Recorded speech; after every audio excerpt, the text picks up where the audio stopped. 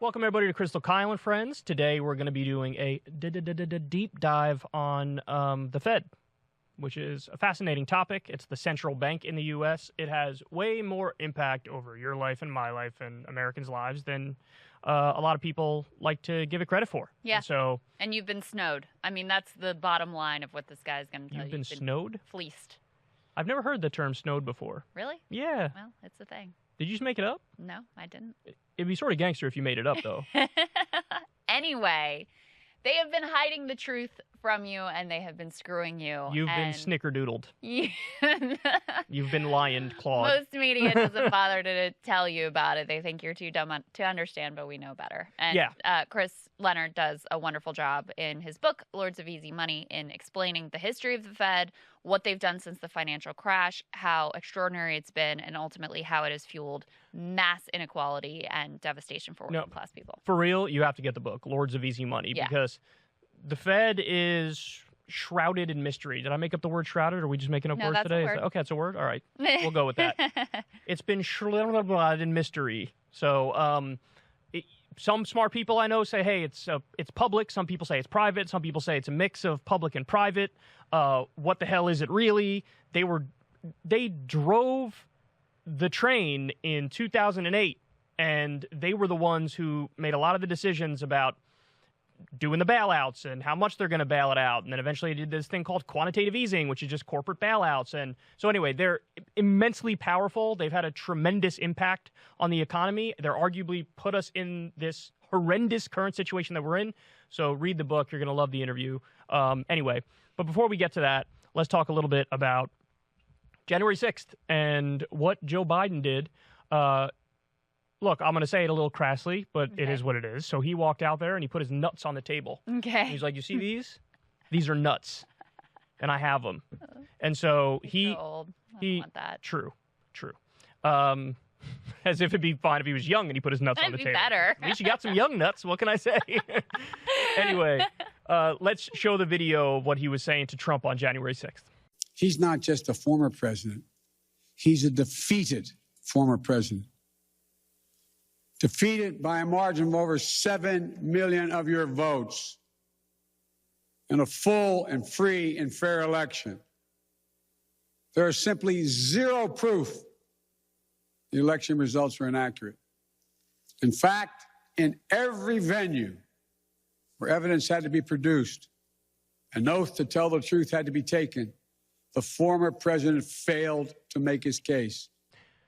Now, he went on and he said, we must be absolutely clear about what is true and what is a lie, and here's the truth. The former president created and spread a web of lies about the 2020 election. He's done so because he values power over principle. He can't accept that he lost. He basically goes on to say, homeboy's a narcissist. His ego's too big. He just couldn't accept that he lost, and so now he made up, he went all in on these conspiracy theories, and they are wrong. They're incorrect. I won the election. www.getoverit.net. So, listen, he went in.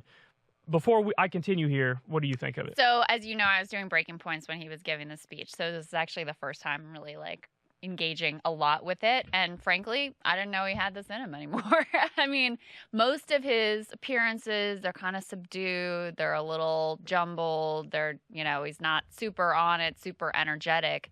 So energy level, I think, is impressive. I mean, for him to go out there and be as clear-cut and as forceful, personally, I like to see it. So I'm going to come back more in a second to your point there, but Trump actually responded. He just responded. He lashed out at Biden. He said two main points. Number one is, you're just trying to deflect from, the terrible job you're doing as president. That's what you're doing right now. And point number two is, you're just using my name to try to further divide America. So on one of those points, I think Trump is kind of right. The deflection. Yes, he's like, don't look at my approval ratings down in the dumps. I haven't got another stimulus check out to people, couldn't get Build Back Better passed, yada, yada, yada, inflation, you name it, right? So on that front, I think Trump is right. This one, the other point is hilarious. Use my name to try to further divide America. What do you think you're doing by downplaying the election every 17 seconds? Yeah, you're literally the most divisive. Polarizing and divisive figure in American politics.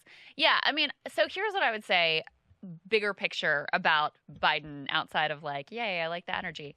The problem is that the obvious proximate cause of January 6th is Donald Trump, insane conspiracy theories, a bunch of horrific, complicit individuals, and the people themselves. Right-wing media. And the propaganda. Totally. And then the people themselves who decided to take it upon themselves to storm the Capitol and behave like a bunch of criminal idiots, right? So those are the proximate causes. But Biden has done a horrific job of addressing any of what you could possibly consider underlying causes that led to the country to be in such a fucked up place that such a thing could ultimately happen. Whether you want to think about economics, whether you want to think about voting rights and democracy reform, I mean, he has failed to deliver on any of it and has not brought this kind of energy to those fights. So that's my main point is as I watched this, I was like, look, it's cool. I like that you're finally, showing a little backbone, showing a little spine, getting loud, getting aggressive, being forceful, because I think strength is actually an underrated benefit in politics. Agreed. I think oftentimes politicians are too meek and too nebbish, and they think, like, I can't be aggressive because I might rub people the wrong way. And it's like, actually, no, sometimes you got to straight up alpha some shit. You got to go out there and be like, I'm the man in this bitch, whether or not you want me to be. And some people will just respect it on tone alone. But yeah, the big problem is I didn't see 1/10 of this energy in dealing with Kyrsten Sinema and Joe Manchin and everybody who is standing in the way of Build Back Better.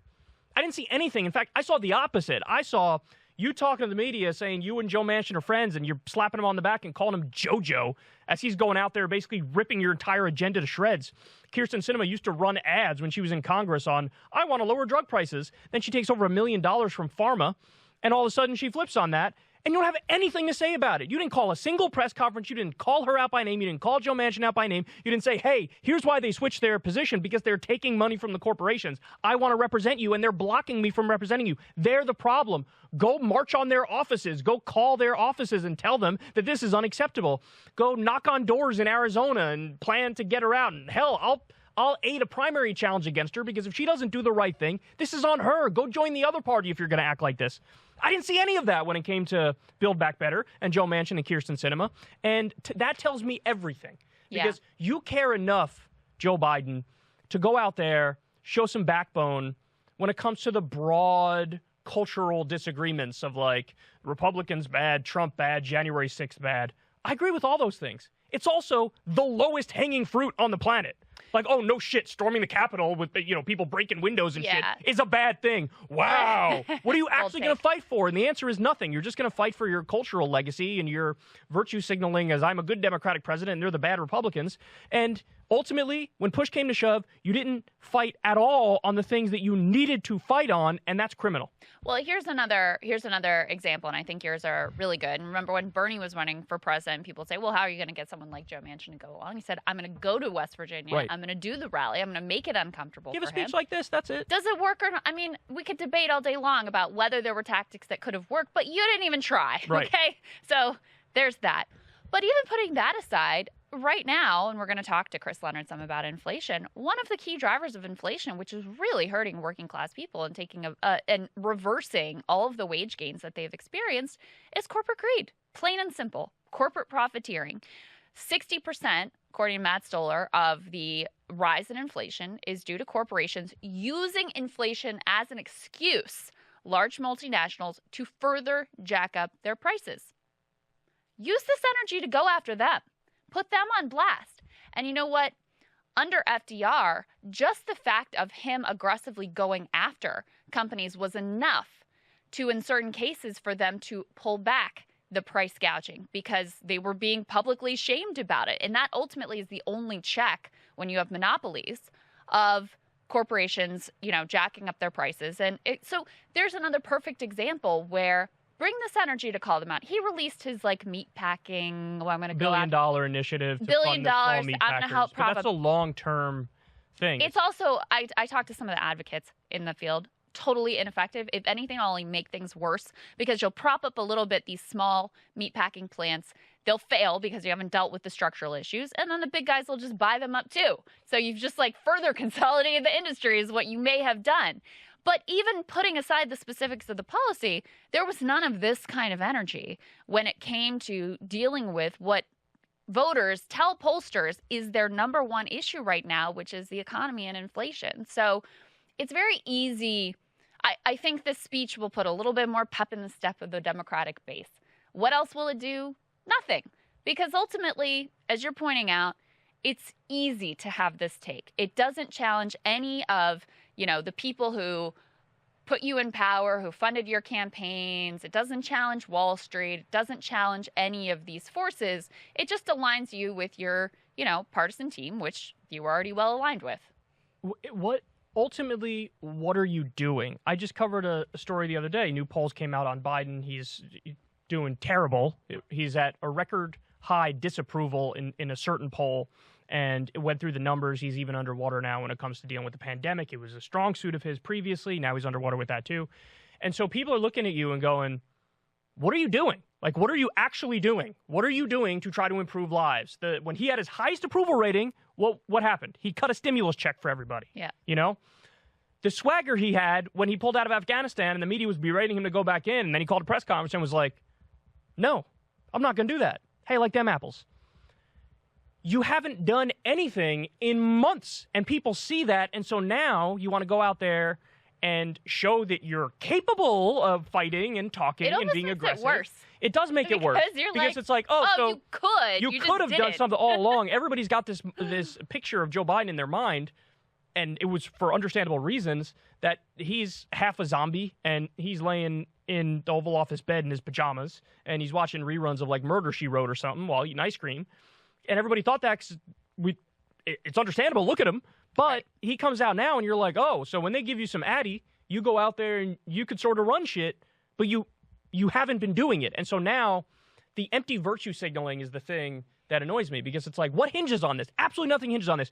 We all agree January 6th is bad, or I should be clear, more like, 80% of the population? Mm-hmm. 70, 80% of the population agrees that January 6th was bad? Right. I certainly agree. Krystal certainly agrees that, a lot of people have gone down that rabbit hole and have been brainwashed, and it's just not true. The election wasn't stolen. Sagar was viewed as a populist right figure. He's viewed Stop the Steal as like a last straw for him, where he's like, these people are fucking crazy. I'm not with them. Joe, we get it. We get it. That's easy. That's obvious. What are you going to do with your power? Because if all you have is the empty virtue signaling, I also had this feeling of like, oh no, he's doing the end zone dance at like 4 yards to the end zone. He's not in the end zone yet, and he's starting to do the end zone dance. Because he was, you lost by 7 million votes. You lost by that. And I'm thinking in my mind, bro, you and Trump are like tied right now in the polls. And he wants to run again in 2024. Pump your brakes. He could easily win in this next election. Oh, easily. If Joe even runs again. I mean, that's the other question. And he's like their best hope. And that's what I'm saying. Yeah. People to Kamala or Mayor Pete, forget about it. Welcome back, President Trump. So anyway, I like the energy. I don't like the fact that you didn't put any of this energy, even 1/10 this energy, into getting Build Back Better passed. I guess the last thing I'll say on this is, there's a lot of energy around, concern, rightful concern, about their machinations to steal the next election. But it's like, what about if you just lose to them, then they don't even have to steal it. That's the point I made when Bill Maher said that. What are you doing to put yourself in a position even to win to start with, so you have to worry about whether they're going to steal the next election? That's actually right. Yeah, they're doing what Trump did previously when Trump was running against Hillary. He was like, she's going to steal it. She's going to steal it. She's going to steal it. And, of course, he ended up winning. And then now, Biden's doing the same thing with Trump. He tried to steal it once, which is true. They did effectively. Remember the phone call with the Georgia guy, go find me votes or whatever the fuck he said? Yeah, clearly they tried to do it. He wanted to do it. But, you might not even have to, going at the current rate that we're going. If you run Kamala Harris, then they're not going to have to, put in their Secretary of State and find votes or whatever. They're just going to win. Good googly moogly. Yeah. All right, talk to me about Candace Owens. Okay, so Candace Owens, she's been